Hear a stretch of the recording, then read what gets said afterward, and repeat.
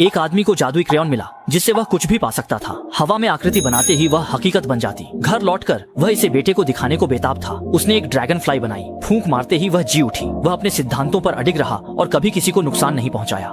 लेकिन लड़का इस पर ज्यादा ध्यान नहीं देता। उसे लगता है कि उसके पिता ने कोई नया जादू सीखा है, इसलिए वह भी हवा में आकृति बनाने लगता है। जब तक कि एक मधुमक्खी भी हकीकत में नहीं बदल जाती, तब जाकर लड़का अपने पिता की बात पर यकीन करता है। इसी दिन से उनके परिवार ने फिर कभी पैसे खर्च नहीं किए। जो भी चाहिए होता वे उसे क्रेयॉन से बना लेते, यहाँ तक कि खाने पीने की चीजें भी। लेकिन समय के साथ लड़के की उत्सुकता कम हो गई। कुछ रोमांचक करने के लिए उसने अपने पिता से कहा कि वे उसे आसमान में ले चलें। यह सुनकर आदमी को भी मजा आया और उसने तुरंत लाल रंग की क्रेयॉन निकाल ली।